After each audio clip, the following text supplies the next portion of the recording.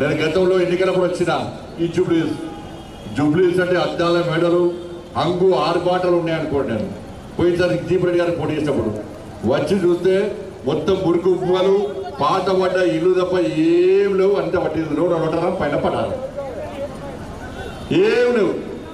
నేనన్నా ఇప్పుడు పోటీ చేయడానికి ఇద్దరు వస్తున్నారు. ఒకరు బీఆర్ఎస్ వాళ్ళు, ఇంకోళ్ళు కాంగ్రెస్ వాళ్ళు. 10 సంవత్సరాలు ఇదే రాష్ట్రాలైన బీఆర్ఎస్ వాడు మంచి పాలన అందిస్తే ఇవాళ జూబ్లీస్లోకి మురికి కుప్పలు ఉంటుండేనా అన్న? ఇలా కారకులు ఎవరు?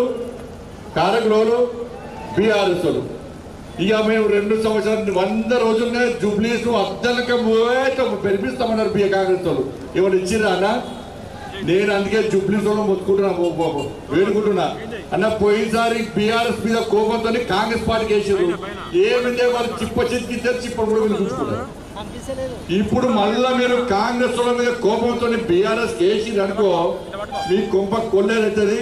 ఎందుకంటే వాళ్ళు ఇద్దరు గెలిస్తే ఇన్ని రోజులు చేసింది ఏంది అంటే ఇక్కడ పెద్ద పెద్ద బిల్డింగ్లకు పర్మిషన్లు ఇచ్చుడు, వాళ్ళ దగ్గర కమిషన్లు తప్పుడు, కాస్ట్లీ ల్యాండ్ కబ్జా చేసుడు తప్ప వాళ్ళు చేసింది ఏం లేదు.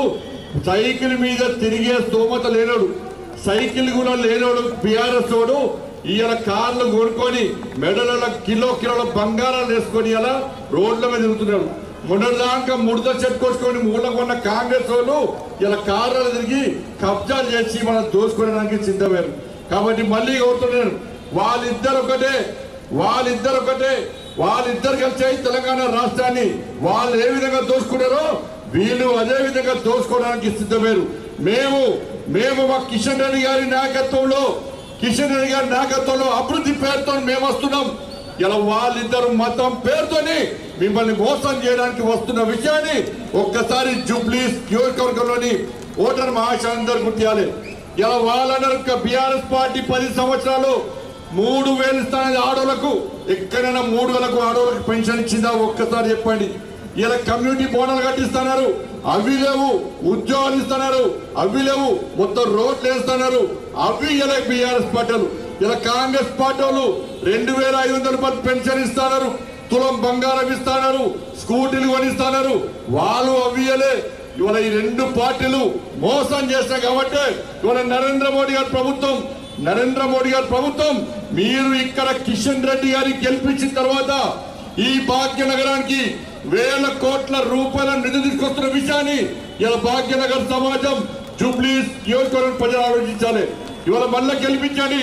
కిషన్ రెడ్డి గారి నాయకత్వంలో ఇవాళ దీపక్ రెడ్డి గారిని గెలిపిస్తే ఇలా హైదరాబాద్కి వచ్చే నిధులను ఇవాళ జూబ్లీస్ కు తరలించి ఈ జూబ్లీస్ ను అందంగా తీర్చిదిద్దే బాధ్యతను మా కిషన్ రెడ్డి గారు తీసుకుంటారన్న విషయాన్ని ఒక్కసారి ఆలోచించండి.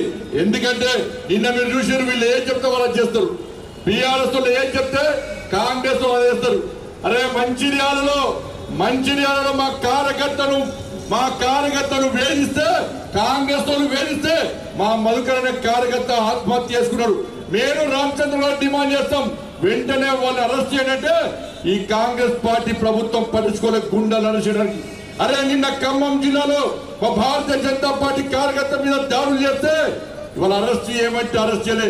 కానీ నిన్న పొద్దున హరీష్ రావు గారు వచ్చి ఇలా నిజామాబాద్ లో కానిస్టేబుల్ చంపారు, వాడిని పట్టుకోనంటేనే ఇలా రేవంత్ రెడ్డి సర్కార్ వాడిని ఎన్కౌంటర్ చేసింది.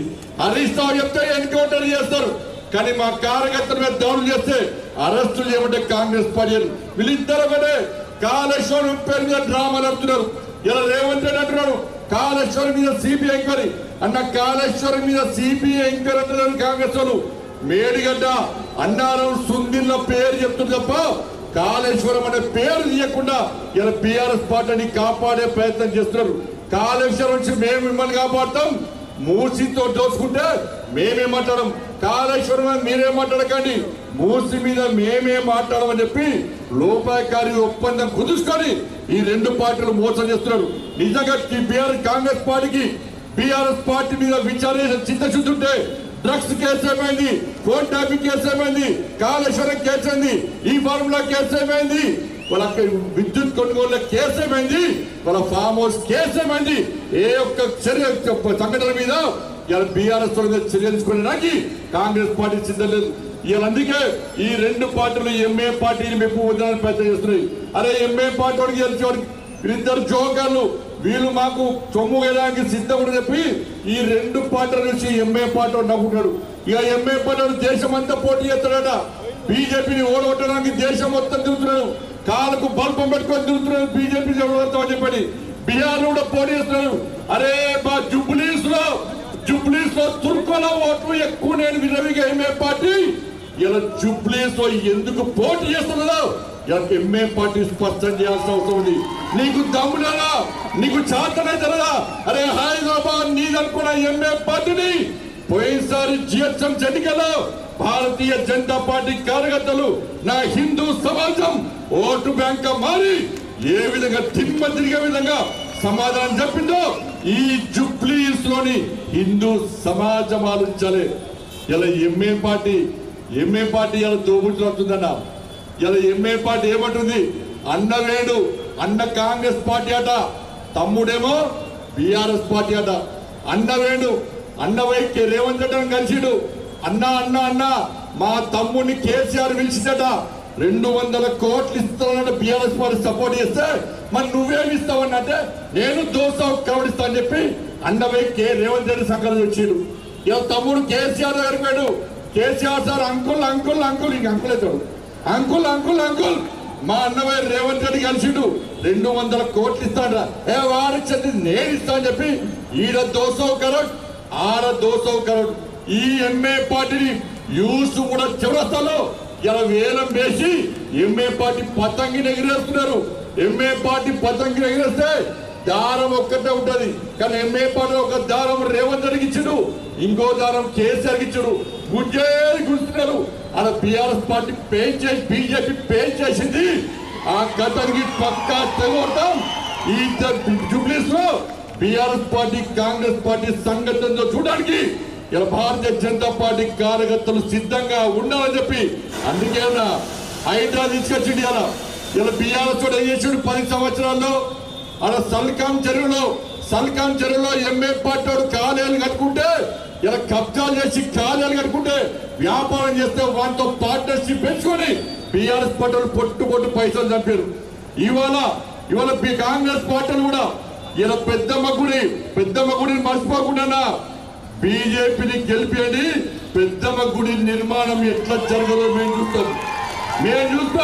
అదే కాంగ్రెస్ పార్టీ గెలిపిస్తే ఆ పెద్దమ్మ గుడికి సంబంధించిన 11 ఎకరాలు ఎంఏ పార్టీకి రాసేయడానికి ముందస్తు అగ్రిమెంట్ జరిగిందన్న విషయాన్ని జుబ్లీస్ నియోజకవర్గం గుర్తుంచుకోవాలి. అందుకే భారతీయ జనతా పార్టీని గెలిపించండి అన్నా. జుబ్లీస్ అడ్డా ఏ బిడ్డ ఇది కిషన్ రెడ్డి అడ్డా, అవునా కదా? ఈ MA party BRS party Congress party పప్పులు ఉడికాయి. ఇక్కడ గెలిచేది మా లెంకల దీపక్ రెడ్డి గెలుస్తాడు. మా రామచంద్రరావు గారి నాయకత్వంలో భారతీయ జనతా పార్టీ కార్యకర్తలు కూడా కష్టపడి పనిచేయాల్సిందిగా మీ అందరికీ విజ్ఞప్తి చేస్తూ ఆలస్యంగా వచ్చిన పోలీస్ స్మృతి దివసన అమరవీరుల త్యాగాలను గుర్తించుకోవాల్సిన అవసరం ఉండదు. పోలీసులు మన కోసం త్యాగం చేశారు. ఈ సమాజాన్ని కాపాడే కోసం, ప్రజలను కాపాడడానికి పోలీసులు త్యాగం చేశారు. కాబట్టి ఆ ఆత్మ బలిదానటువంటి ఆ పోలీసులు స్మరించుకోవడానికి వాళ్ళ ఢిల్లీలో కార్యక్రమం ఉంది. కాబట్టి అందుకే ఆలస్యంగా రావడం జరిగింది. పెద్ద మనసుతో అర్థం చేసుకొని క్షమించాల్సిందిగా మీ అందరికీ విజ్ఞప్తి చేస్తూ ముగిస్తున్నాను. భారత్ మాతాకి అసలైన తొలి వెలుగు. ఫాలో వాట్సాప్ @తొలి వెలుగు official.